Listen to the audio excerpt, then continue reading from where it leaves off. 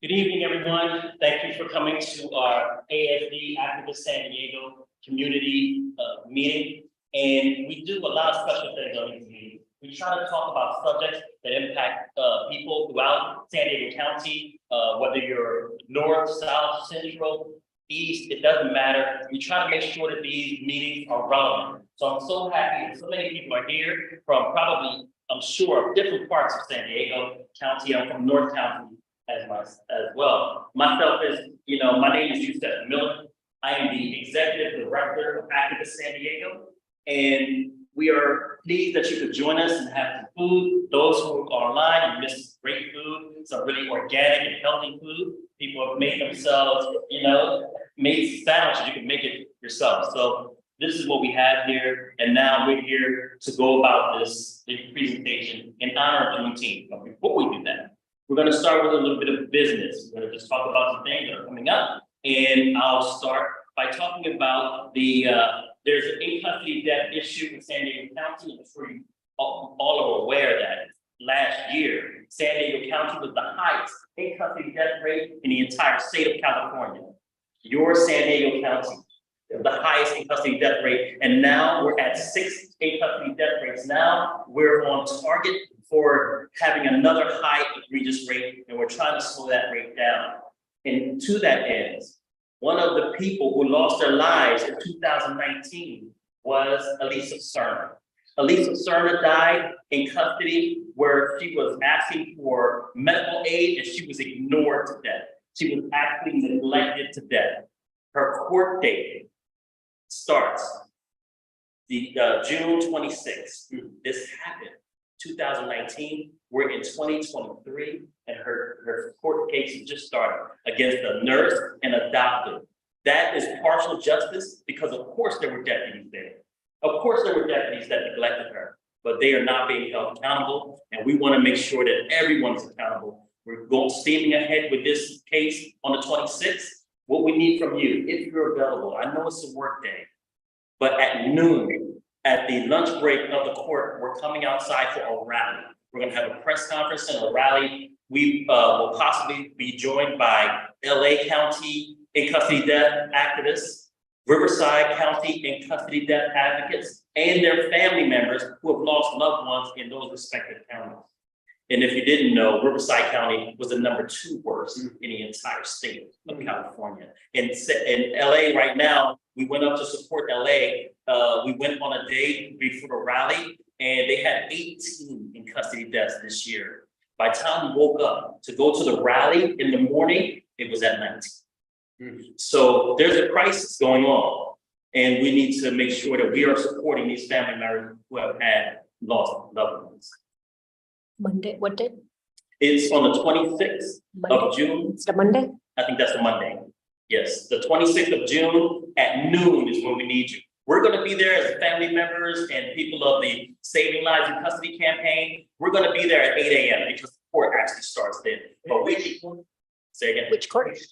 At El Cajon. Yes. So we're going to be there at 8 a.m. We don't need you there at 8 a.m. The courts are small. We need people outside rallying at the press conference, and that will be at noon. And there's a flyer that's going around, so we'll make sure that everyone gets the flyer. Don't worry. You're going to get the information on where to be, what time to be there, and you'll be all set to go. Next, we will have. Okay, next we're going to turn to Rachel, who's going to tell us about another event coming up. Hi, everyone. Thank you for everyone coming to the event today, and also for those tuning in live. This upcoming Saturday on June 24th from 2 to 6 p.m. we will be having a beach event. The issue that we're trying to oppose is Japan's plan to dump irradiated water from the Fukushima Daiichi power plant back in 2011 after the incident. So we're actually planning a postcard signing event, which we will be mailing to local Fukushima elected officials. So at the event, we'll have a march, our postcard signing event, as well as a hangout event after 4. So everyone's welcome to attend. We'd love to have you there. So it's going to be at La Jolla Shores. The meetup is going to be at Kellogg's Park, which is the big grassy area by the parking. Cool. Thank you so much. And then lastly, we want to let you guys know that this Thursday, the 22nd, I believe it is going to be the Privacy Advisory Board, which our Trust San Diego coalition that we're part of last year got the city council to create a privacy advisory board, which is like a citizens commission to oversee the surveillance cameras and any kind of surveillance technology that the police department want to use. This is because a few years back, the city council ended up approving and the cops ended up installing cameras all across the city and without any transparency. And we got that stopped, got the citizens board in place. But now that citizens board is having to make a decision about the police's new request to spend over $4 million on about 400 more cameras. These are AI equipped. They're not just cameras, they have microphones as well. And while they say that not all of it's not going to be activated, this is just one step towards greater surveillance. So this Thursday, the 22nd at 5:30 in the evening, we'll be meeting at City Hall, San Diego City Hall downtown. The 12th floor is where the meeting will be at the City Council chambers, and really need everyone to come make a public comment and share your thoughts on that plan. So we'd love to see you this Thursday, next Saturday, and then the following Monday at these events. So next I am going to introduce a special guest we have with us. Second, let me pull up his bio. When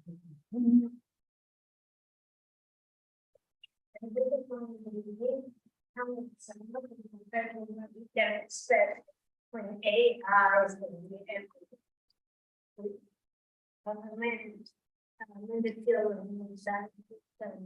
now they're developing it, and AI is going as far as being able to practically read your email, insert itself in your mind. They're doing neural AI.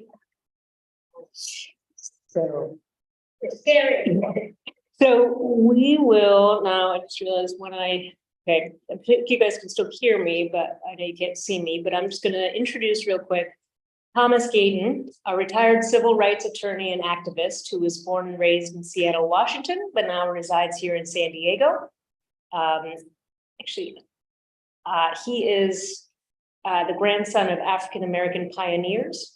Tomás co-founded San Diego's Poet Press and taught many verse writing and poetry classes. He's a world traveler whose poetry is his life in verse. And Tomás, the stage is yours.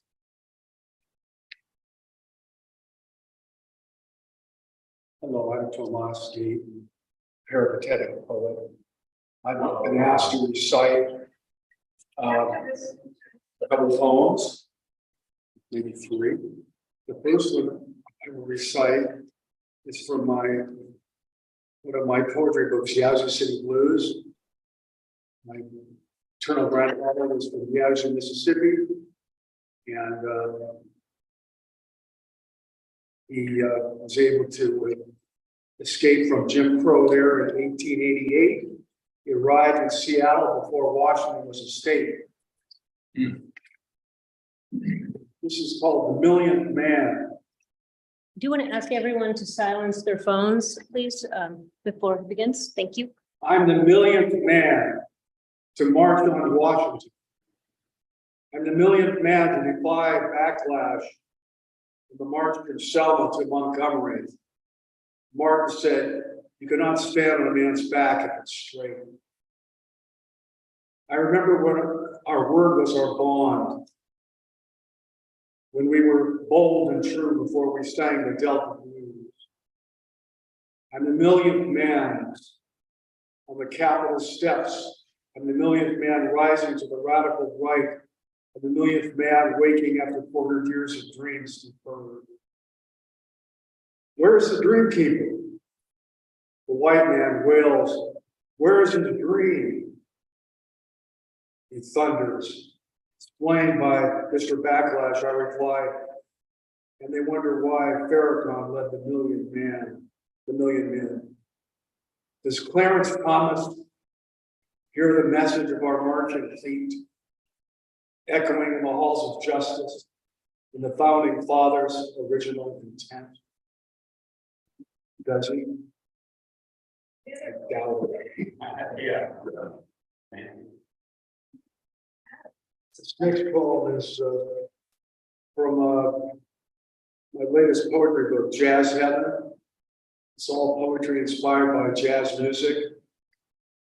The cover is a sketch of my father, Leonard Gayton, who was a jazz musician in Seattle back in the day. And he was a poet also.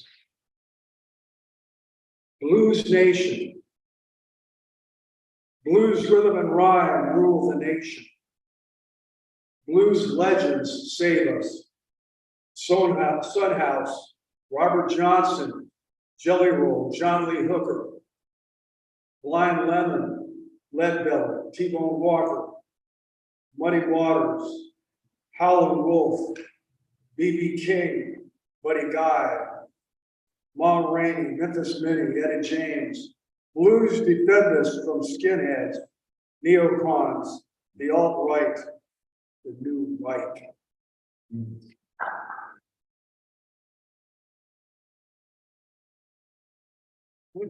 This is a poem I just wrote not too long ago. It's called Legal Lynching. In a nation anesthetized by consumer capitalism, its soul riven by George Floyd's crucifixion on the cross of the Ku Klux Klan, protest and rebellion against the legacy of slavery have risen on the city streets of America. Across the sea and around the world, we repeat and repeat, Black Lives Matter. I hope and pray you hear us. Thank you.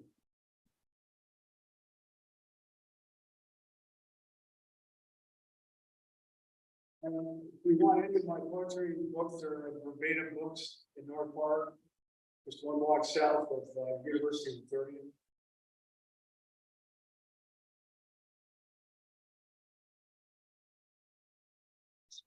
All right, gonna get the presentation up.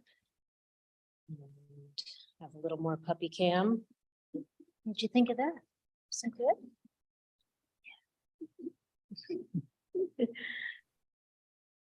Right.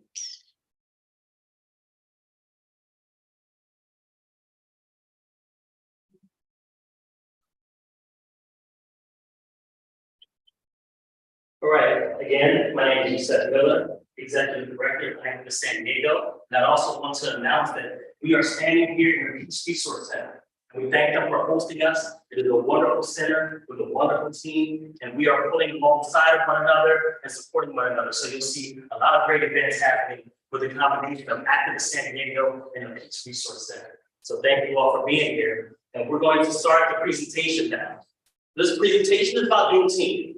A lot of you know that Juneteenth, it started in 1865. A lot of people know that General Granger, General Order Number 3, people know those kind of things, but why is it important? What is the perspective behind Juneteenth? And that's what I'm going to deliver today. Not just what happened in Galveston, Texas, but why does it matter? Why is it so serious? Why is it so serious? That's what we need to communicate, and that is my habit. When I give a talk, I try to make sure that we get the relevance. Why is it so important today? So, as you can see, this in the presentation, for those who are in person, this is an example of the flag for Juneteenth. That's the official Juneteenth flag. If you've never seen it, there it is, and it has June 19th today. 1865 is when Juneteenth was initiated. But I'm not going to start at Juneteenth 1965. I'm actually going to start in the Revolutionary War. During the Revolutionary War, African Americans participated as well. You may have heard of Princess Adams, the first person to die in the Revolutionary War was of African descent. And you can see a depiction of him on that screen being shot dead by British soldiers in rebellion against the British Crown. So he's fighting, and other people of African descent are siding with freedom for this nation. But as this goes on, there's a proclamation. The first proclamation, you've heard of Abraham Lincoln's Proclamation in 1863? Yes, that did happen, but there was an Emancipation Proclamation before that in 1775. To people of African descent, if they would side with the British against the US. And I'm here to tell you that African Americans, people of African descent, not African Americans, people of African descent were fighting along both sides of this fight. This is not a question of loyalty. This is not a question of patriotism, because people of African descent were victims of the immigrants of this nation. Not a part of this nation, but a victim of the nation. So when you see this proclamation that you see on the board is the actual proclamation from Lord Dunbar. And he said that anyone that a fight with the British would have their freedom. And what impact was this? The Africans started rebelling. They started fighting. They came out of the woodworks. They were inspired to support their own freedom. Whenever you hear that any country has given the people of African descent in this nation their freedom, please know they are wrong. People of African descent fought for, took, died, and sweat and teared for our own liberation in this nation. Sometimes we were successful, sometimes we weren't. In this case, we were not that successful. We fought on both sides of the war against slavery, our own enslavement. But look at this poster here. This is a monument to people who have served and people who are served on both sides. You see 5,000 to 6,000 on the U.S. side. 5,000 to 6,000 people of African descent fought for the U.S. And you see right there, over 20,000 fought for the British. Again, this is not a question of patriotism. This is not a question of loyalty. This is a question of liberty, of freedom. But in this context, we'll see that the U.S. is asking for their own freedom. This is a famous photo or painting of the early country fathers signing the Declaration of Independence. And you probably recognize it. I don't know if you can see it back there. It's still pretty daylight in here, folks that are online. It is pretty still daylight in here, but that is a picture of a big hall with all the signers in there. Thomas Jefferson is there. All the people who signed, John Hancock, they're all in that room, and there's many more. They're all in that room, and this is a picture of signing the Declaration of Independence. As they're signing the Declaration of Independence, independence for whom? We already said that the African Americans are fighting for their own liberties. Why they're fighting for their own liberties in a country that is fighting for their liberty? Because that liberty was not designated for them. Not only them, that independence and liberty was not designated for our indigenous brothers and sisters. Not only that. It was not liberty for our female counterparts. Not only them. You can go on and on and on. Who was this liberty for? It was for the rich, wealthy, white, heterosexual man. That's what it was for, and that's who it was concerning, and that's who benefited from it. The indigenous brothers and sisters who fought on both sides of the war, they were the losers in the war. It wasn't rich. The losers in the war were the indigenous and the people of African descent. We were the losers in the Revolutionary War. So you see the document there, the famous document from the Declaration of Independence, We the People. What people? Who? Who were these people? I already explained to you who those people were when they said We the People. This is another picture of the exact same hall. But in this picture, you see red dots on a lot of people's faces. Those people were the signers of the Declaration of Independence, who also were slaveholders. 34 of the 47 signers of the Declaration of Independence were slaveholders. Thomas Jefferson is up there. And we know a lot of our early fathers of this nation, the first 12 presidents of this nation owned slaves.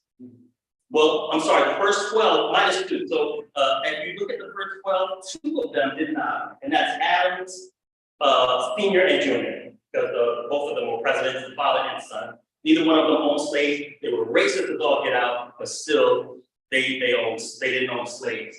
So you can see this red dot. The room is filled with slaveholders. Who are we the people? Who? Liberty for who? Freedom for who? Wasn't us. It was not us.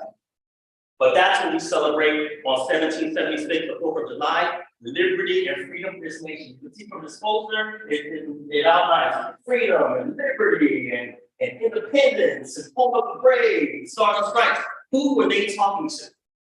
They weren't talking to my ancestors, because 89 years after this is when Juneteenth comes. 89 years of celebration, 89 years of fireworks, 89 years of explosions and parties and drinking. 89 years of celebration is what we have from the first independence to the independence we're talking about today, Juneteenth. So what happens? Now that the history is going on, they received their independence, the war was over, and the Declaration of Independence was signed at 1783, the war is over. Independence. We all can all understand what I mean by independence and this relationship with the African American. Was it something that we just came up with today? Is it something that we just thought about and said, hey, now we can look at it in retrospect? Here's how we can understand it. No, the slaves knew how it felt. They would be the ones, can you imagine, in chains, asking, what is that celebration for? Oh, it's for independence and liberty and freedom. Get back to work. This is the concept, this is the mind structure that was put onto people of African American descent, that they are not worthy of this liberty. Who else understood this? The greatest American, in my opinion, this person is the greatest American who ever lived. His name's Frederick Douglass. Frederick Douglass, all the way up to the north, he was just he has an amazing backstory. He was not only an abolitionist, he was a women's rights advocate, he was an ambassador to Haiti. He has so much in his repertoire, Beautiful, beautiful orator. He can move a crowd. And he said, what to the slave is the 4th of July? What to the slave is the 4th of July? Remember, 89 years of 4th of July. What to the slave is the 4th of July? And he actually said it very eloquently. And I'll read this off to you. It's on the next slide. You in this room, you probably can't read this well. So the people online can probably read it. So I'll read it out loud so you can understand what Frederick Douglass said. So forgive me for turning my back to you. What do the American slave is the 4th of July? I answer, a day that reveals to him, reveals to him, more than all other days of the year, the gross injustice and cruelty to which he is a constant victim. To him, the celebration is a stand, your boasting liberty and unholy license, your national greatness, swelling vanity, your sound of rejoicing are empty and heartless, your denunciation of tyranny, brass-fronted impudence, and your shouts of liberty and equality power mockeries. Your prayers and hymns, your sermons and thanksgivings with all religious parade and solemnity are to him mere bombast, fraud, deception, impiety, hypocrisy, a thin veil to cover up crime, which would disgrace a nation of savages. There is not a nation on this earth guilty of practices more shocking and bloody than there are the people of the United States at this very hour. Frederick Douglass, 1852. Frederick Douglass, 1852. This was powerful. This was very powerful. So we're still 89 years away. We didn't move yet. We're just talking. We want to hear from Frederick Douglass about what it meant to a slave, a person of African descent at the time of the Declaration of Independence. But now let's move on in history. After 1776 comes 1812, the Battle of 1812. Some people call it the Second Revolutionary War. America is fighting off the British again. They tried to impede our trades. They were impressing sailors, making them fight for them when they're sailing ships, and they're fighting again. During this battle of 1812, a man called Francis Scott Key was captured. He was captured and he was in the dungeons, or well, was on a ship, but he was in the chambers during the 1814 battle at Fort McHenry in Baltimore. Here he pens the national anthem in 1815. He pens the national anthem. And you know the national anthem, you've heard it so many times. And here's a depiction of the national anthem. And I'll just say for a part of it, you can see the rocket's red glare. You can see the bombs bursting in air. You can see those bombs giving proof through the night that our flag was still there. This is 52 years before Juneteenth. 52 years before Juneteenth. So then they say, why do African Americans not feel that the national anthem is talking about you? It was not. It wasn't designed to talk about us. Now, just for some transparency, every time the national anthem is played, I stand every time. I'm a 24-year veteran, United States Navy. I've served in Iraq and Afghanistan, and I'll stand every time. But I also serve for people who don't want to stand, who want to kneel, that is their right and their prerogative. But now you can understand from a historical perspective, what is the national anthem to African Americans? They can choose to accept it or not. I'm not saying African Americans or anyone not to support the national anthem, but I'm giving you a historical perspective on what that anthem is to us. 1814 is when it was penned, from the Battle of 1812. So moving on through history. Now we have 2 points of history that you have perspective on: the 4th of July, 1876, 89 years before our freedom, and the national anthem, 52 years before our freedom. Let's move on to history. As we're moving through history, North and South, they're starting to not get along. They have different cultures in the North, they have a different culture in the South. This is called sectionalism. You know, we normally call it the battle between North and South, or the North and South divide. The academic term is sectionalism, and you can see here the North section and the South section, and the Western section is the unstolen lands to the West. We are now here standing on Kumi lands. We honor and respect the unceded territory of the Kumeyaay. There was so much unceded territory that was going on over here. They were working with the Spanish on that side, but it was a lot of trading. They were doing a lot of trading. The French also, in the huge French expanse that we got from the Louisiana Purchase, a lot of trading, a lot of economics. But the British, the English-speaking Europeans, were all on the coast, North and South. This is sectionalism. And in this sectionalism, they're fighting, and one of the main things they're fighting about is slavery. The existence of slavery, not the impact of slavery on Black people. They were not fighting about that.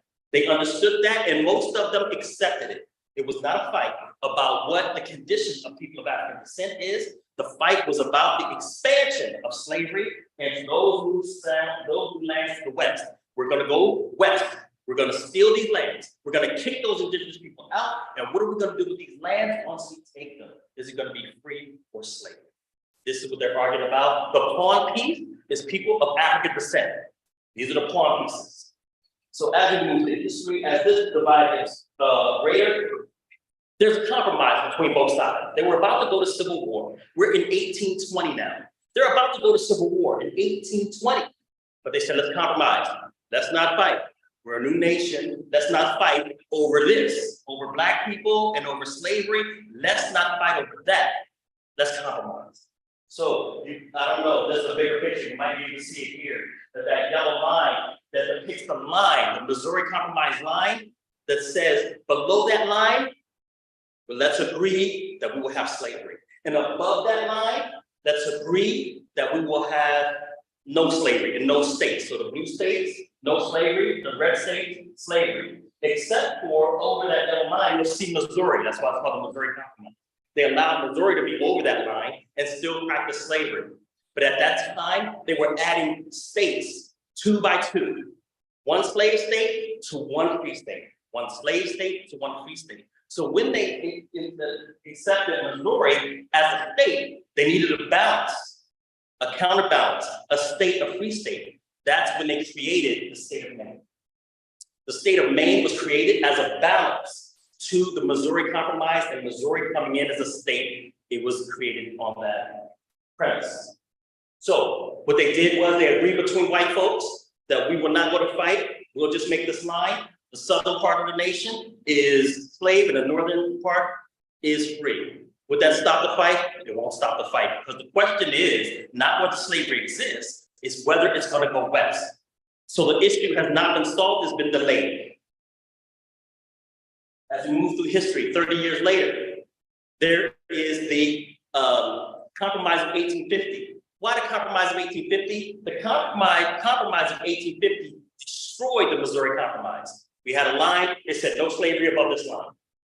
But now 1850 said, okay, slavery can go wherever it wants if the people of that state vote for it.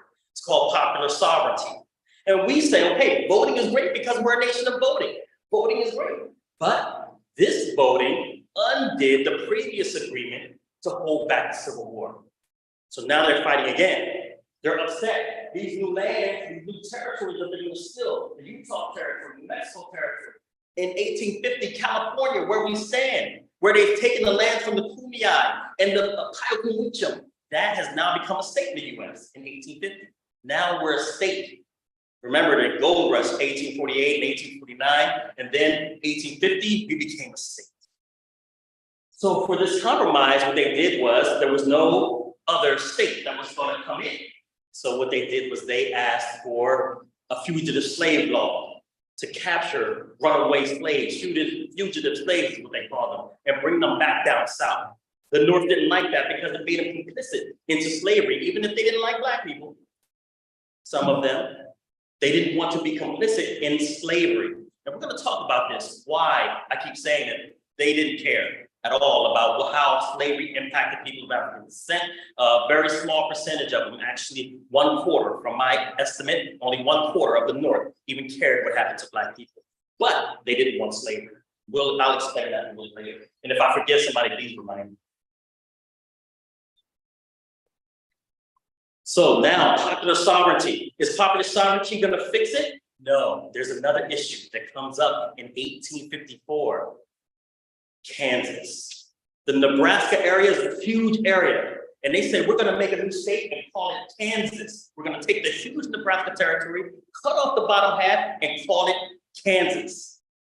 In this case, all of these people from the South, from the slave states, they went to Kansas. They said they can vote on it. People from not in Kansas came to Kansas to vote on whether they're going to be slave or free from the slave states. And people from the North, from the free state, came down to vote in Kansas to see if they would be to vote and try to make it a free state. And these two mixed together, and of course you can imagine what happens. Chaos. This is called Bleeding Kansas. Kansas erupted. Northerners started shooting and killing Southerners and vice versa, all over the vote to see if this state would be free or slave. It's called Bleeding Kansas. And Bleeding Kansas is another picture of Bleeding Kansas. That person, the biggest figure in that picture is John Brown. I know a lot of you may have heard of John Brown at Harper's Ferry, but before he got to Harper's Ferry, he was in Kansas when this happened. And he macheted people to death, cutting off limbs and all this kind of stuff. He was never caught for this incident.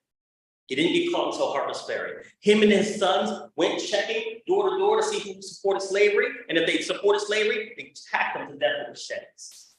It was a terrible time, and some people call this the pre-Civil War battle. We're now 1854, and just so you know, if you're keeping track, 1861 is when the Civil War happens. We're in 1854. Still, the question of slavery, this question of freedom is moving towards the Civil War. And you've seen all of these acts. You've seen all of these legislations. You've seen all of these compromises about people who benefited from none of them.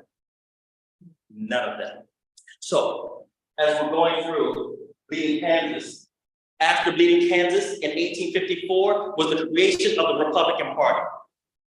Not this Republican Party. It is not today's Republican Party. It was a liberal party, a party for freedom, a party for free soil, a party for non-slavery, no slavery. And a lot of people say, oh, you want to say, you know, the Republican Party side, they'll say, oh, the party switch has never happened. The party switch, the party switch. The academic term is realignment, party realignment. So when you look up party switch, you're gonna hear a lot of people talking all this crazy stuff. Look up party realignment, then you'll hear the professors talking about party realignments. So the party realigns, and as the Republican Party comes online, now there's the Republican Party, liberal, and the Democratic Party, conservative. So this is where they try to confuse people. The Democratic Party, the conservative party, you should stop using, if you're talking history, stop thinking Republican Democrat. Think conservative liberal and you won't get so confused. And people can't trick you if you think conservative and liberal. So these conservative Democrats, they were pro-Jim Crow, pro-slavery, pro-racism, pro all of that. And the liberal party, I'm not saying they weren't racist.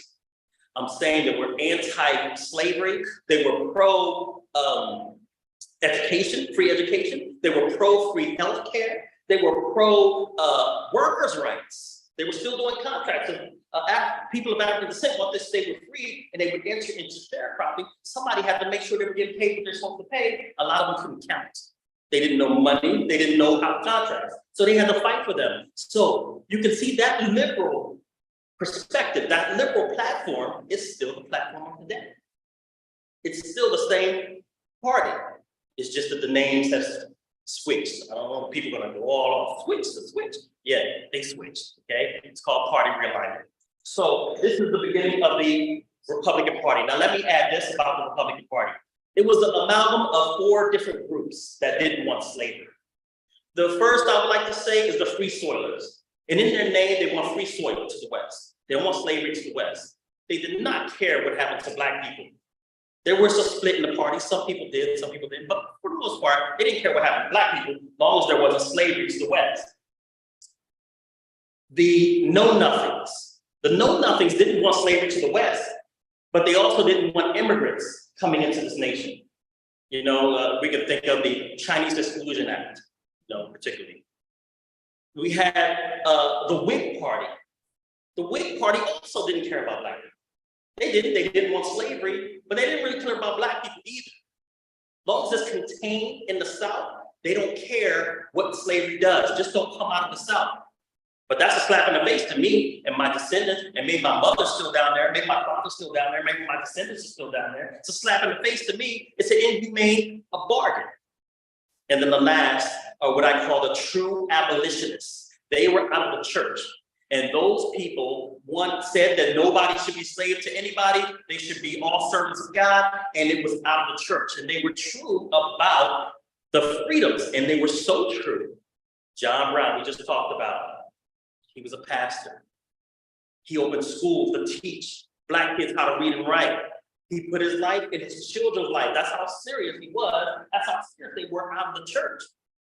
This is the 1/4 of the 4 parts. And there were many more small, but these are the 4 main people. You can only find 1/4 that really cared about what happens to Black people. So what did they care about? That's the question. They wanted to end slavery. They didn't care what happened to Black people. They just didn't want slavery to expand. What did they care about? I'm not going to go back to the slide that had sectionalism where the West was, but you understand. You remember the picture. If you have slavery go to the West, the problem is poor whites cannot go get a job where they got to compete with slave labor. This was an issue of protection of poor whites, poor working whites. They can't go to a place where the slave owners, they can buy a huge tracts of land and then they fill it with slaves and you come to get a job. Why should I pay you? I don't pay this person. And then they're going looking for more. And the best lands are bought up by them. They can hire people to ride out there with the fastest horses, the fastest wagons, and get out there and plant their flags in huge tracts of land. How can the poor white get their piece of the American dream? How can they? When they're competing against the slave power, they cannot. So this was the issue for the North. Not that they cared about Black people, is that the North is highly dense with people. The South is sparse with people, more agricultural land, because that's how they make their money. It's less impact. And you might see today on these maps where the North, you'll see the North has all these, electoral power. They're packed with people, that's why. And then you'll see down in the South, still today, there are far less people, because we're concentrated in cities in the North. And where are those poor whites gonna go once we steal these lands from the West? They're gonna go take a piece of this stolen land and start their part of the American dream. This is what the fight is about. How can we support poor whites going west? So this is the Republican Party. And shortly after the formation of the Republican Party in 1854, we have the first shots at Fort Sumter, 1861. We enter the Civil War. I am not going to talk about Civil War battles to you guys. You know, it's already warm in here. I wish there was a bit more air flowing in here. It's already warm. I don't want to bore you with battles of the Civil War. I'm trying to keep it interesting as it is. I don't want to do that.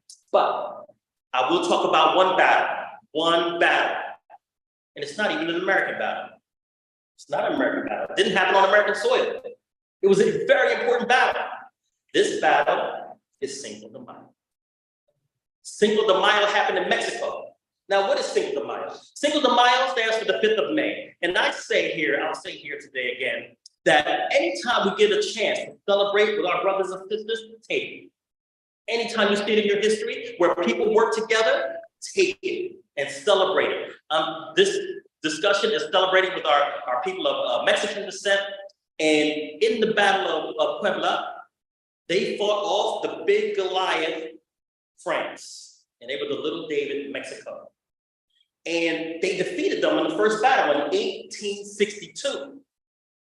Now, from 1861 to 1862, the North was losing the battle. They were losing the war. They were losing. A lot of us who study this area believe that the French were coming in to come through the bottom of the US, that's why they're in Texas, to come up and help the South so that they can get the cotton industry going back. Cotton and textiles were the #2 industry of France, the #2 industry of a lot of countries, Britain and so many.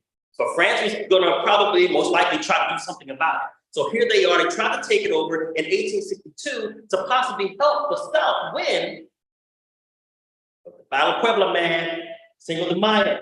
We should all, I believe all people of African descent should celebrate Cinco de Mayo, and I don't mean Cinco de Mayo. I mean the actual history of Cinco de Mayo. We should understand its relevance to the US. And what is the relevance? Because they defeated the French in the first battle, the North started winning battles, not because of it, but they had time to start winning battles and taking some ground. By the time 1863 comes the next year, they started winning more battles, and the Emancipation Proclamation drops in 1863, the very next year. Now it changed the war from a war to restore the Union to a war to end slavery. It wasn't a war to end slavery because white people now say, let's end slavery. Now, like I said, there were abolitionists, there were great people of European descent that fought and died with people of African descent and indigenous descent. I'm not talking about those, and I love them and I support them and their families for being descendants of people who fought like that for just the right cause. But then there was the others who, when they did the Emancipation Proclamation, it didn't free anyone. The Emancipation Proclamation, I'll say again, the second Emancipation Proclamation of this nation didn't free anyone. The Emancipation Proclamation said that all states in rebellion in the South, their slaves are free, but you can't enforce it, so it's just a piece of paper. You can't enforce it because they're already fighting and killing people in the North. You can't enforce it, so those people were not actually free. And then we have 3 slave states in the North. They were not free. They weren't included in the Emancipation Proclamation. It didn't free the slaves in the North, it didn't free the slaves in the South. What did it do then? Here's something very important that it did. It inspired people of African descent to free themselves. even more at a higher rate. Of course, we know the Harriet Tubmans, we know all those people that fought, the Frederick Douglasses fought and saved their lives. It increased that intensity through the Black community that they had a refuge, somewhere to go in the North. And like I said, only 1/4 of the North even cared. So when they got to the North, they experienced a lot of racism. And that's why they had to continue to go to Canada, because of this 1/4. This 1/4, only 1/4. This is why you say, oh, they got to the North safe. No, it wasn't. They just didn't want slavery. So the Emancipation Proclamation happens. Then here's the very interesting thing about Cinco de Mayo. The second Battle of Puebla, Mexico lost. France came in, wiped them out. It undid the first Battle of Puebla, Cinco de Mayo. It undid the whole battle. But it couldn't work because now the writing is on the wall. The North is going to win the Civil War, and they can't help it anyway. Even if they came in to help, they couldn't do anything. We go through 1864, we go through 1865, and the North is winning and has won.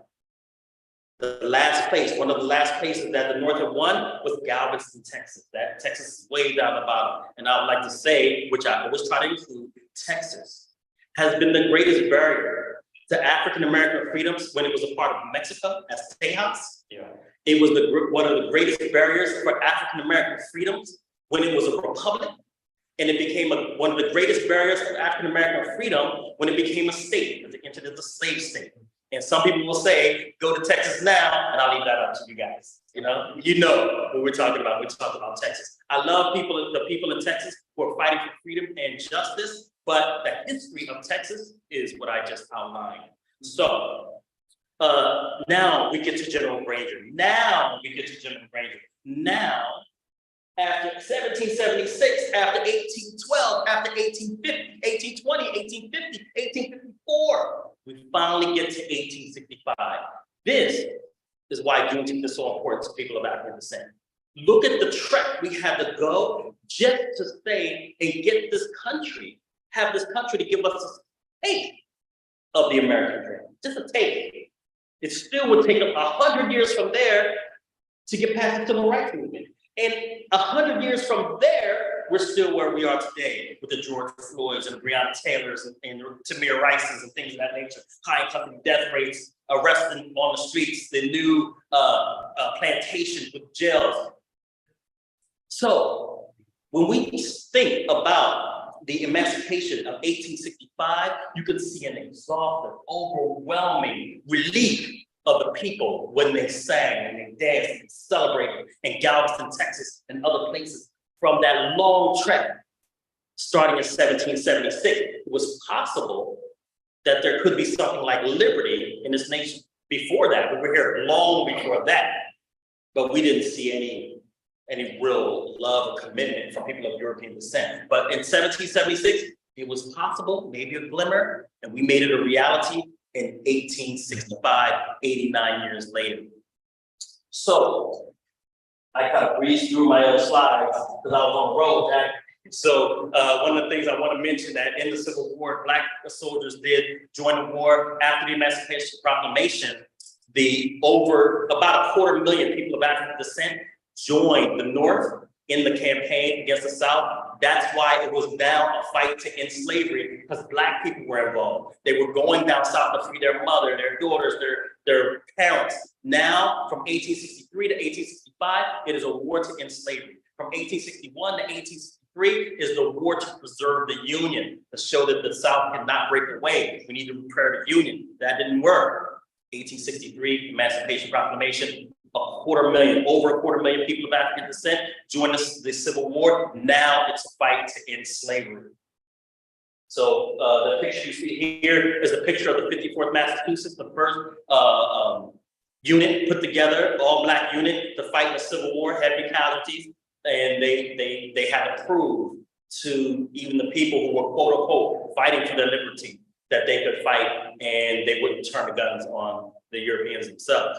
So they did an amazing job, and that opened the door for a lot of other African Americans at a huge cost to people of African descent. And they knew that this war would eat them up, but they had to do it for their families. And there's General Granger announcing to people at Galveston, Texas, that they are now free. And you can see some celebrations going on in there. And this is a little race of what was in the newspaper in Galveston Daily News, where General Order Number 3 was announced and discussed that tell the people of African descent that they are free. And all the celebrations broke out from there. And it's not over. Emancipation Proclamation is not a law. It's a proclamation. It's not a law. So they had to implement the 13th Amendment, which then abolished slavery. And this also happened in 1865. It abolished slavery, the 13th Amendment, except for those convicted of a crime. So when you say except for something, then it's not gone. You know, it's still there. You can't say except for.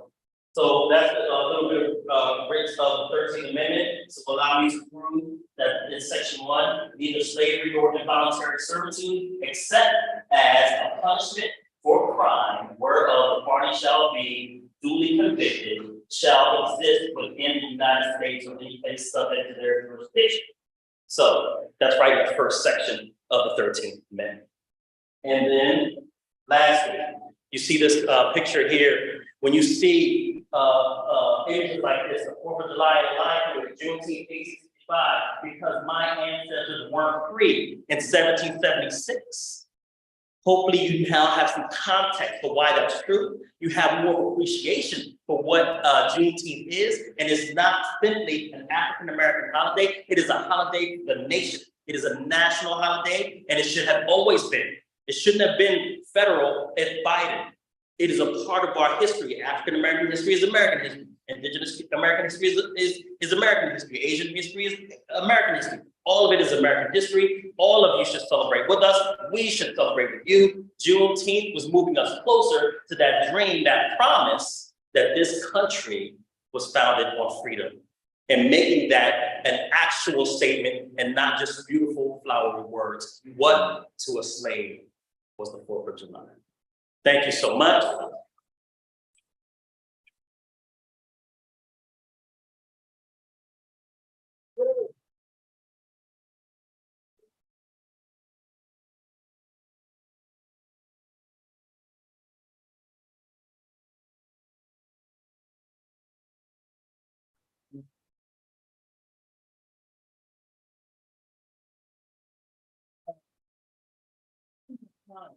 I would like to entertain any questions. If you have any questions about that period or anything during those periods, will be for those periods. Yes. Yes, I do. Yes. I would like to know whether Texas was the only part of the country at the time where the Emancipation Proclamation was not recognized. Did the actual event on Juneteenth only affect Texas at the time? In other words, had it already been instituted everywhere else? It has been instituted in the places that the North had enforced this institution. Like I said, they had no way of enforcing it in states in rebellion. And Texas was the last place that the North conquered. But other people celebrated before Galveston, Texas. But Galveston, Texas is the clearest example. That's why we use it. There were many other quote unquote Juneteenths, but this is the clearest example that we have a lot of documentation on. So it is an overall freedom aspect, but trying to get a date, a month and a day, we have one in Juneteenth. Thank you. You're welcome. Yes. Mine is a sort of a follow-up question to his. Today, I was watching YouTube and Whoopi Goldberg, on The View said, you have to understand, it took 2 years because they didn't have phones then. I thought that was really sort of dumbing it down, but maybe you could let us know, why did it take 2 years? Was that engineered because the North was taking more and more territory? What happened that it took 2 years? Because justice delayed is justice denied. Right. Well, in 1863, the war was not over. The southern states were still in rebellion. And since they don't agree with Abraham Lincoln, they hate him, they wish they could conquer the North and execute him for treason. They were not obeying the Emancipation Proclamation.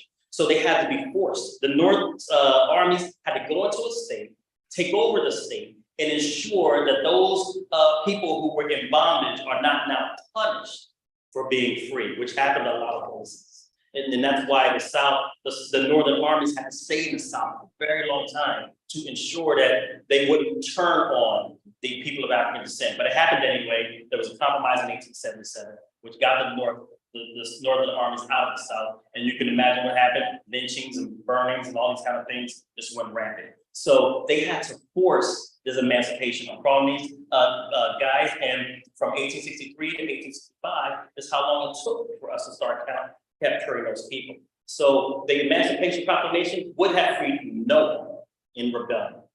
No.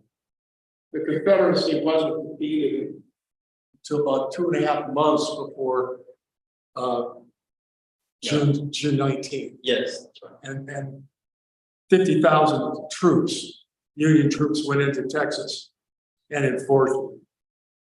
So what he's saying is, and then I'll come to you, sir. What he's saying is, even after General Lee surrendered, Texas was still not on board. And now we can factor in that they probably didn't hear about it, no mail, but 2 months worth of that, you could say that. Because they're fighting, they're not checking their fax machine or anything like that, right? So they're fighting, and then they went in there, and when they conquered them, they enforced it there. So if anyone talks about the travel, the time it took for information to go south, I would say only in those 2 months. The others would need to be conquered and forced into bringing and liberating people of African descent.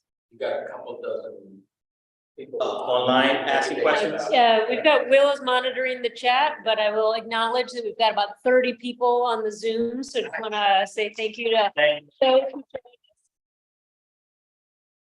I saw another hand here. Yeah, I just saw a piece of news that kind of brought it home to me that we still have a long way to go. In Florida, they've just passed 3 new public holidays which are related to Confederacy, Robert E. Lee's birthday and a couple of others. And they have turned down Juneteenth as a holiday, but instituted 3 Confederate holidays. So how can we move forward, see some meaningful changes? The civil rights movement, 50s and 60s, that kind of worked because there was a long-time effort and pressure all to bear.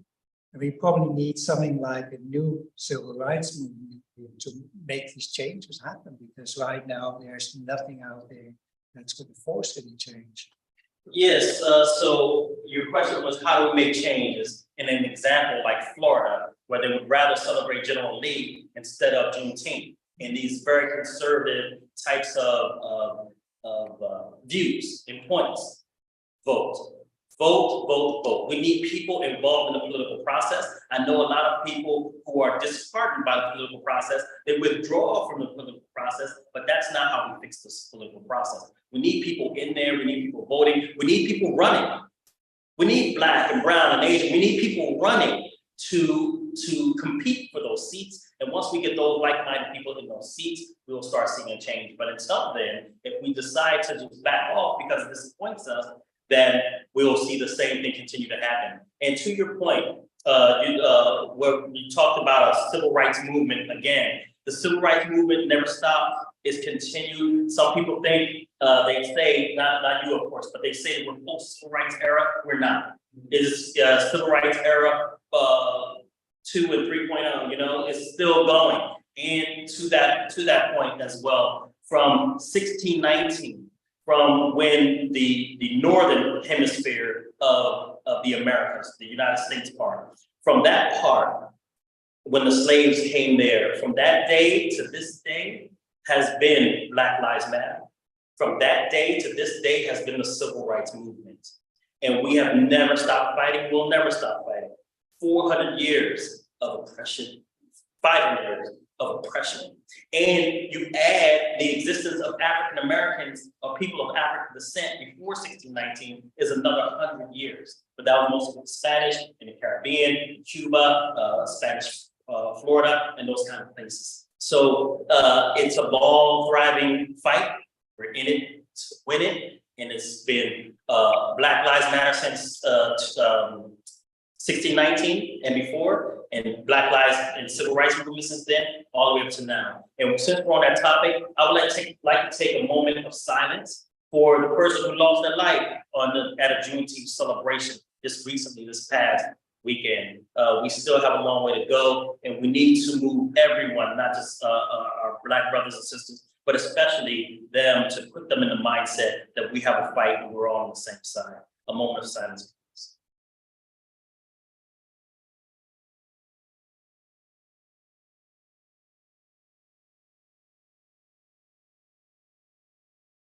Thank you. What happened? There was a Juneteenth celebration and the fight broke out and someone got shot and killed at a Juneteenth celebration in Liberty Station. Liberty Station.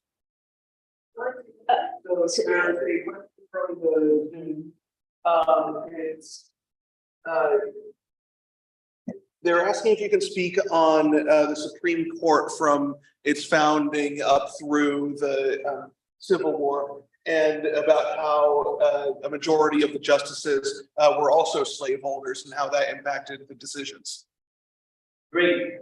And that is a huge question, one that takes about as much time as we did for this one, but I will let you know to give you not a save the date, but keep in your mind that I will be doing a series of historic lectures on that very point, from the Revolutionary War to the Civil War, the road between the two, in more detail, not as fast as we went today. And I'll be doing that through KNSJ, People's Radio. And I'll have a series of discussions and topics, breaking it down over several series. And we will spend some time in the 1700s. We will spend some time in the 1800s. We will spend some time in the 1900s. You know, we will spend time in those areas, and we will get into the justices, and the decisions are made by people who come up with these legislations when they're racist themselves, if not slaveholders themselves. Because there were a lot of people who were ultra racist, but couldn't afford to own slaves.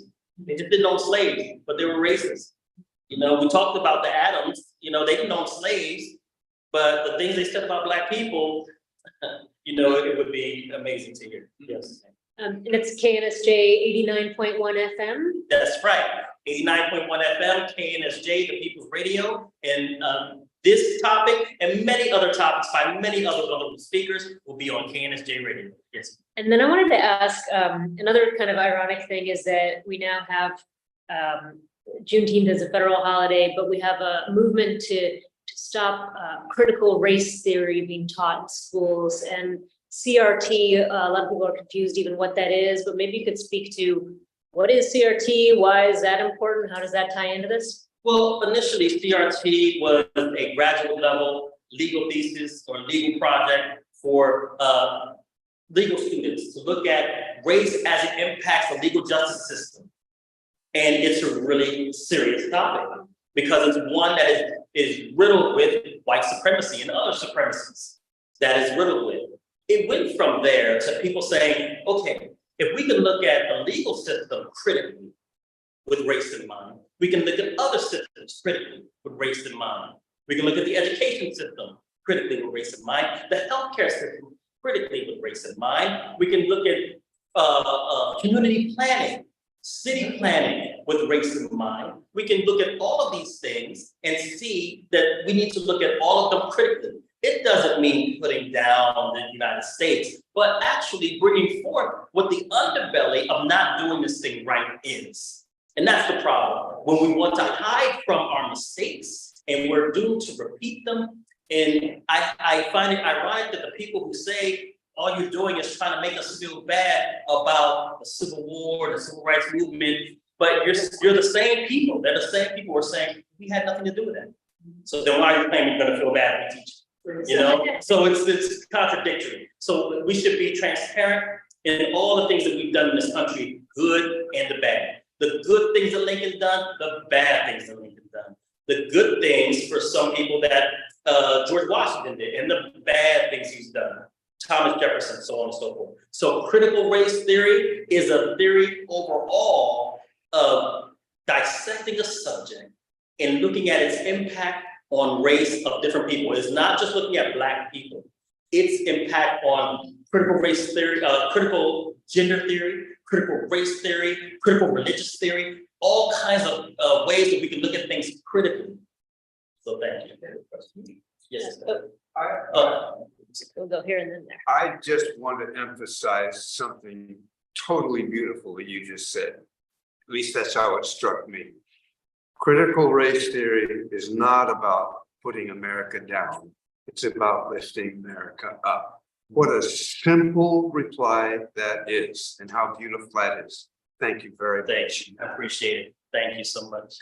Yeah, regrettably, I think we see a resurrection of racism. The reaction was after Obama was elected president. There was this resurrection, and now we're living what is called the new Jim Crow. Yes. The Republican Party is now, taken over by white supremacists. And it's racism is, it's more virulent than it has been maybe since the 19th century. It's racism has been emboldened. It has never really gone away. We just beat it under rocks and beat it into the little swamps and things like that. And then when they get someone in that they think represents their values, they come out of the woodworks, think they can say and do anything, all culminating in a January 6th that no other group of people could have ever accomplished or got that far. So you're right, it has been emboldening to people who are in the swamps and under rocks and in crevices, and they've come out of those places to affect us. Yes, thank you so much for such a wonderful presentation. You mentioned in your presentation about the 13th Amendment, which I'm very much advocate for a change. The reason why that is so important is because of the verbiage itself, which we know when it says except for punishment. And we know that in this country that except for punishment means a gateway to mass incarceration for minority men and women.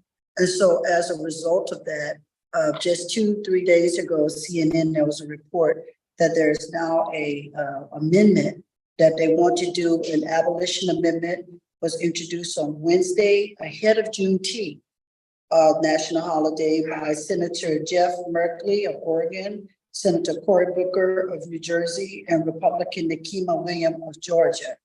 And what that will entangle is the 13th Amendment presently saying neither slavery nor involuntary servitude except as punishment for crime whereof the party shall be been duly convicted. They want to move the resolution to say more of saying that they want the word except to be taken out. And so, which we want the word except to be taken out. It stimulates law enforcement to arrest higher at rate to keep our prisons packed. We know the layman term of that is to do more stops and different things that are happening, and it's very personal to me and to my family. And then it's going to take 38 legislators who would need to approve it for ratification, right as you're speaking about this now in celebration of this Juneteenth. And that is really where we really need to push. Thank you so much, Yusef. Thank you so much for everyone that's here. And for me and for my family, this is very, very personal. People have died, and to be made a slave,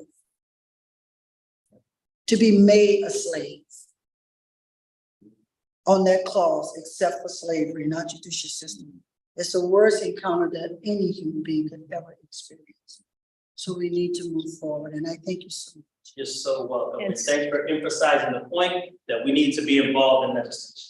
And I see your hand over here. Also, we need to be involved in legislation. We need to vote, and we have our marching orders on that. just want to also mention they've been stripped of their right to vote often as well. And when I was in Florida this last November, I saw how many people who had been incarcerated who, even though the law was changed that they could vote, so many of them didn't know that or were sent.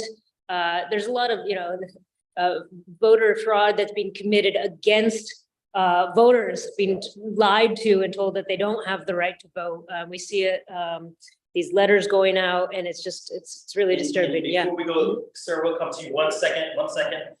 Since you're on that point about stripping the vote away from incarcerated people, please know, if you're on the fence about this issue, voting, it is nearly impossible to do wrong.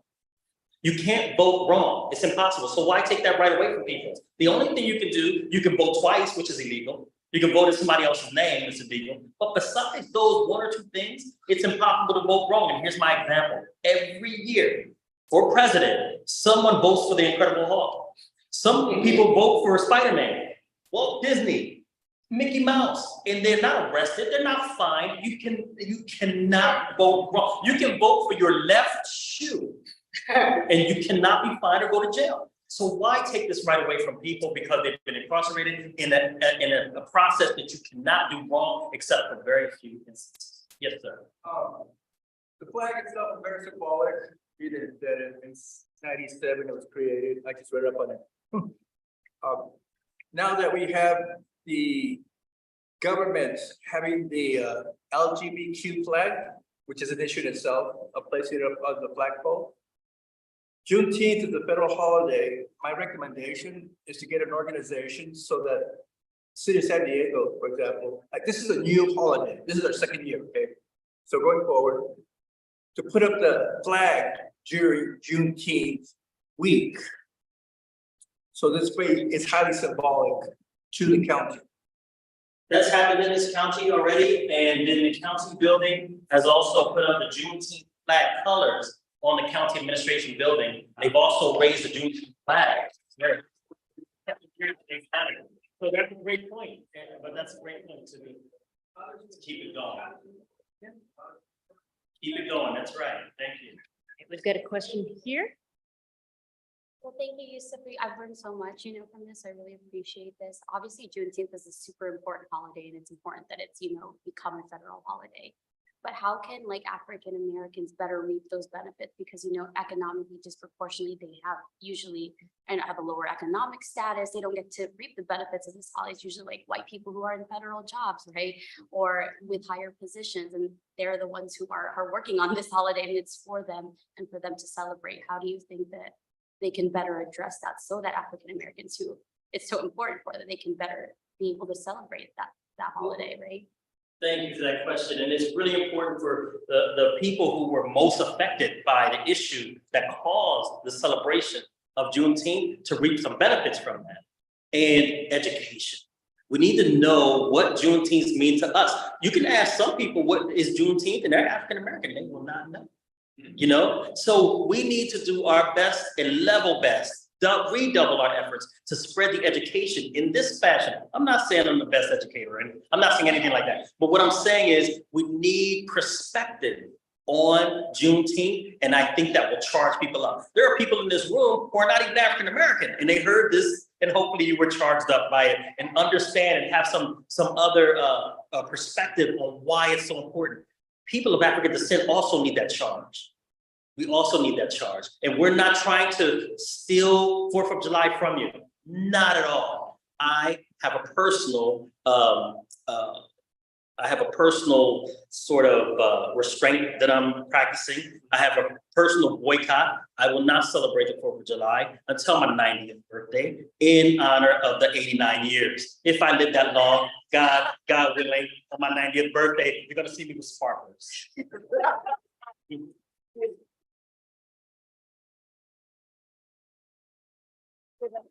Another question from the online community.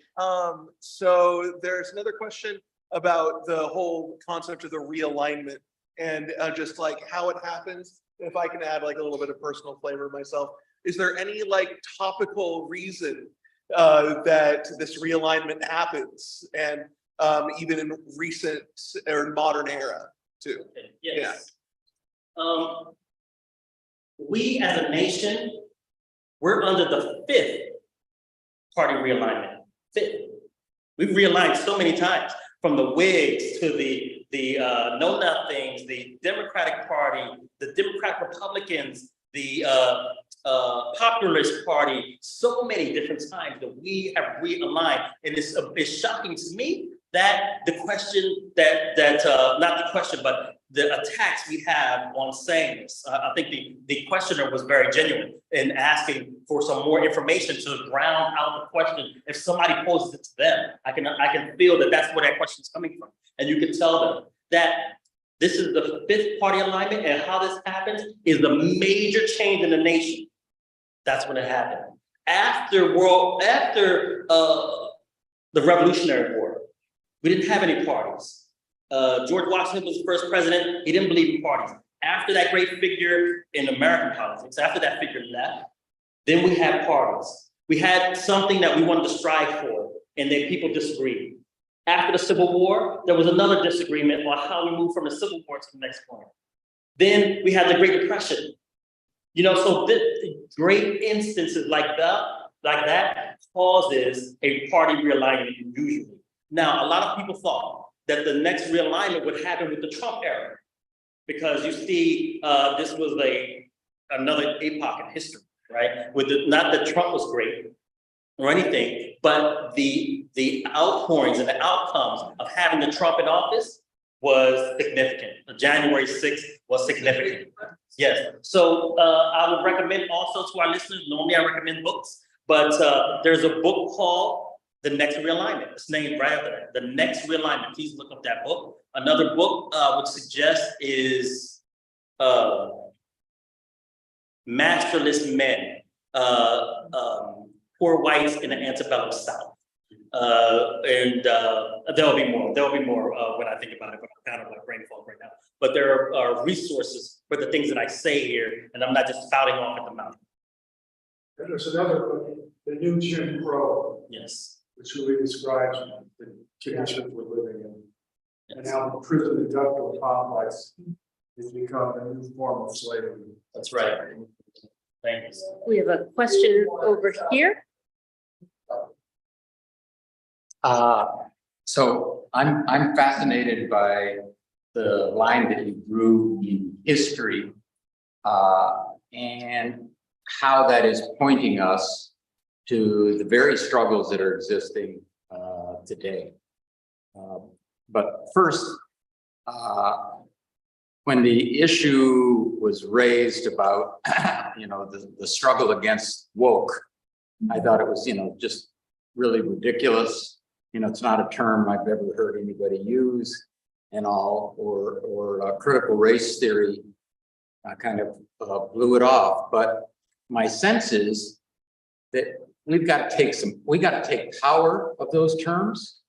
We've got to start to own it. Damn right I'm woke, It's about time that people in power wake the hell up.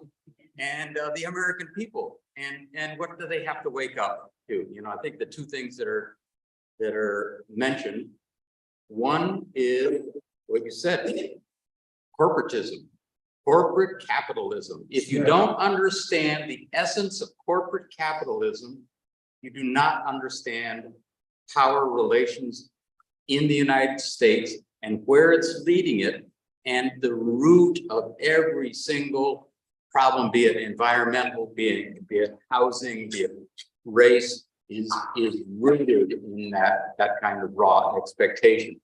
But getting back to your point, about critical race theory and all, the thread that is so, was particularly well defined in what you said was that the struggle of the Civil War and the importance of the liberation of all peoples, of all creeds and all colors, and the right to self-determination of those peoples and nations is being fought out today. And the color line, even though it's used differently, is on the ballot today. It's on the ballot in, not just in Texas and Florida, but in every single election are all these dog whistles, all of these concepts of who's in and who's out. And friends of mine use the term, who really are we fighting for? It's against the new Confederacy. It's people who are still fighting the Civil War on other terms. And if you look at it, as Nick was saying, in Florida or in Texas, and but also right in rural California, That color line is something, that's what we as the left, those of us who see a new potential future, you know, we've got to not only break through the color line, we've got to break it down within ourselves because we carry all that baggage with us. And, you know, this is beautiful the way you tied that into history. Thank you. I really appreciate that. And as you said, reclaiming our terms, woke started off as a term between African Americans and telling them to watch out for white supremacy, watch out for the man, watch out for the tricks of the man. You know, we all, especially people of African descent, I'm sure everybody else does know it as well. But when a person baits you into fighting, because we as African American people, we have two qualities that sometimes don't go well together for people who want to start trouble. We are an emotional people and we're a combat warrior people. So when you're emotional in combat, people will take it to you if you keep messing around, right? So some people know that and they'll use that to get us incarcerated. They'll get that to use us, get us to step across the line. But we need to take more charge of our terms. That's our term. And I have to admit to my beloved liberal white brothers and sisters, that sometimes when they get a hold of our term, they mess them up. They mess them up, and then it becomes something else. And then we have to say, okay, we're gonna find another word. And then we come up with another word, but they're like, hey, I like that word too. I'm gonna take that word and do something with it, and they mess it up. So, but you're right, we need to stay in charge of our terms and keep them original. Yeah, actually, a term that we haven't mentioned today is colonization. And I wanted to mention that because I think it ends up uniting the struggles, because, you know, those white settlers here were colonizing the indigenous communities, and even in Africa at the same time as slavery was happening here as America, they were colonizing and enslaving Africans as well in Africa. So just wanted to put that term out there. I don't know if you have anything to say on. Yeah. 400 being colonized and enslaved. So there is more of an 800-year oppression of the African continents. So we have 400 years of the Arab slave trade or the trans-Saharan slave trade. And then the European fought the colonizers of Arab descent out with the colonizers of European descent. Then they moved that to the transatlantic slave trade. And that was going on before they even reached the shores of the Americas. So once they did that, they just spread it across the shores. So the colonization of people, the world's biggest colonizer, Britain, has spread that concept throughout the planet, the whole planet. That's why they have that phrase, the sun never sets on the British Empire. Not because the sun, there's never darkness in Britain, is because somewhere they have a ruler. They have a ruler. Wherever the sun rises, there's a ruler. So that's what they mean by that. And it's a terrifying but clear example of British colonialism. And when I say that, I don't mean that other European nations were not involved in it.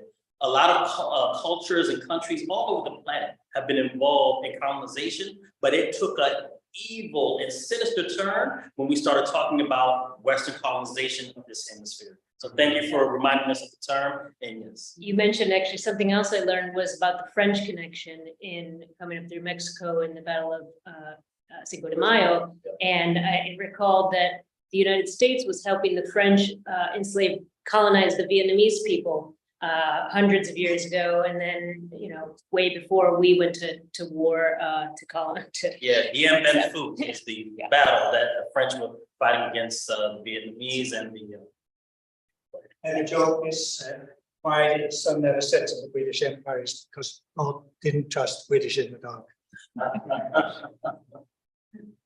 You repeat that? Yusef, I didn't hear that. He said the reason why, he said it's a joke. The reason why the sun never sets on the British Empire, because who doesn't trust God. God to them in the dark. Yes. All right, Bianca. Well, I think. Sorry, Thomas, we got a question over here in the microphone. Go ahead. I would like you to clarify something. We all probably heard about the horrendous acculturation that they impose in Native American children in this, and not only in this country, they did it in Canada as well, and perhaps in Great Britain as well. Can you draw some parallels as to how then the African people, as especially the first generations that arrived here, were they stripped from the culture as well in the same fashion as the Native Americans, from their religions, from the costumes, from their idiosyncrasies? Yes. And they were not able to basically preserve their own languages at all? Right, it's a similar mechanism where people of African descent were killed, beaten for speaking their own language, for congregating more than 5, for owning any type of weapon, for practicing anything cultural, which they thought was heathenistic. They were beat and killed for doing that. And that's why you'll find that people of African descent, they either speak English or Spanish, because the English and the Spanish did those throughout the Americas to people of African descent, and the French as well in the French colonies. So exactly what they did with the indigenous, but the only little difference is, small difference, but it's important enough, is that our indigenous brothers and sisters were allowed to go to school, even though they were educated to death. I mean, we have huge graveyards of our indigenous kids who lost their lives in this education system. And people of African descent were not allowed to read and write. And if you were caught with a book or caught trying to read, you could have your life taken. So the system is the mechanism is the same. It has the same purpose, is to strip a person of their humanity, which is impossible, by the way. You can't strip a person of your humanity, but there are people who try that act, which is inhumane. So that's what they try to do with our indigenous brothers and sisters and other people from around the world, that whenever colonizers, I just say colonizers, go into an area, whether it's Australia, whether it's Americas, whether it's India, whether it's China.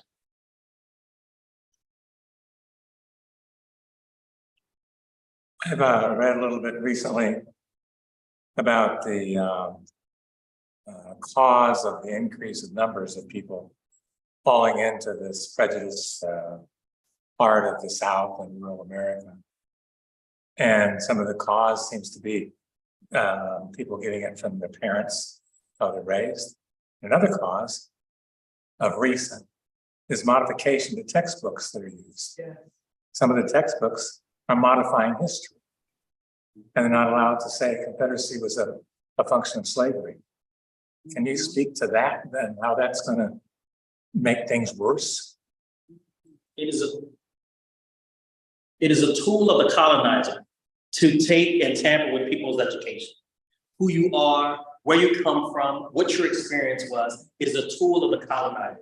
You'll see it in India, when the British was in control of the Indian education system, talking about where they came from. They actually came from white Indians that came and created this whole civilization of India. But Indians had to retake their own history in their own textbooks. They have history books in Africa, in the Great Zimbabwe. When they said the Great Zimbabwe, if you've never looked it up, please look up the Great Zimbabwe, that it was created by a lost band of white people. And they put that in the books and said it was created by white people, lost bands and tribes of white people. And then the Africans caught them and ate them or something. And then that's why you don't see them. The textbooks on Egypt, which is in Africa. It is in North Africa. It is an African nation. And they would rather say Egypt was created by green and gray men before they would say it was created by black and brown people, black people. So it is a concept in colonization to take over the minds and the hearts, the religions, the culture, the norms of a people, and then you can oppress them if they don't have a sense of who and what they are. What can we do about it? What can we do about it? Again, we have to vote educators into positions of education to make sure that textbooks are reviewed and corrected for their references throughout true history and not the lost cause kind of approach that the South, that is still, as you say, fighting the Civil War, still trying to fight for the heritage of the Civil War and say it was not a rebellion against the United States, because at the time, the United States was fighting a foreign government. It was a war against the foreign government, which was in our backyard. And then we conquered and we won that government. And now we reincorporated the nation. So they don't want to talk about it in those terms, that they are rebellious, they were treasonous states, that the US and the northern cities gave more rights to these treasonous, backbiting, backstabbing South than they did to our indigenous brothers and sisters. The indigenous fought on both sides of the Civil War. The indigenous that fought for the South had their lands taken and put on reservations. But the whites who fought for the South got their lands back, their crops back, all their homes back, everything back. It is a hypocrisy of white supremacy that does this kind of treatment. President Johnson. President Johnson, yeah, my worst president ever lived. I don't think it's Trump, I think it's Andrew Johnson. So I just want to add something to what Bianca said, the question Bianca asked about the re-education, making their languages go away and so on. One of the main reasons that has been prominent, they do that. So if you can make them forget their history and their culture, you can convince them that they're inferior. You can convince people they're inferior. So, as Yusef said earlier, that's a tool of white supremacy and colonization in general. It happened a lot in my country, Cameroon, as well. That's why we grew up being ashamed of our names, ashamed of our culture. If you didn't know how to speak your mother tongue and you spoke only English, you've been seen as superior. So it's many of our languages are dying. And the sad part is a lot of the older generation still thinks the white man is God. And it's the younger generation that's now being like open, discovering things on the internet and saying that all our textbooks are lies. Because right in my own home in Africa, our textbooks were written by the colonizers who conquered us. So we're still growing up with this. Our mindset is full of white supremacy. Yes. So it's the younger generation now, thankfully, with access to the internet, is trying to deconstruct all these things. They're like, no, we should not be thanking the white man for saving us. Instead, they're killing us and they're still raping from us to this day. You're from Cameroon? Yes. I believe. Thank you for the statements, and you're absolutely correct. This happens all over the world in education systems, and it is play by play in the playbook of colonization. Cultural imperialism. Yeah. So I want to thank you all for your questions. I'm sure we could stand here and talk about wonderful issues that need to be addressed. There's some amazing facts throughout history, but we are coming to a close, and we have some more things that we want to get to. I want to thank you for your attention. I want to thank everyone online for being present. And hopefully, if you didn't get a chance to have your questions asked or answered, then you can contact me directly or send us a message, and we will get that question asked. And now we have another poem by Tomás. Do you all know who Miles Davis is? Yeah. This is dedicated to Miles Davis, who I had a chance to hang out with a few years ago. The man with the chiseled face, black agate eyes, and golden trumpet, whose soulful chords and blue notes soar through time and space to inspire jazz lovers everywhere. Miles invites Leland me to his pad. She drives a VW like a bumper car across Bronx battle zone into the heart of it, while I cringe as she careens down the crowded canyons of Manhattan. It's fall and dust creeps across the Hudson when Foxy Leland and I stand on the stoop of Miles' brownstone, buzzing like supplicants. His sandpaper whisper invites us upstairs to his boudoir. Miles hugs Leela as his would-be, and we recline on his huge bed as he displays his rainbow wardrobe and orders drinks from Maria. I volunteer to help her, but Miles says, She is the help. Miles is built like a featherweight, small, lean, smooth, cobalt skin. Listen to this, he rasps as he puts a tape into a player, and we listen in rapt attention to his latest combo's creation. It's just after his divorce from Betty, and he's bitter. It's bitches, bitches, bitches. Miles is bitter as he chops out a thin white line on the wide ebony bar, wearing his tux with a bow untied, humming all blue. Thank you.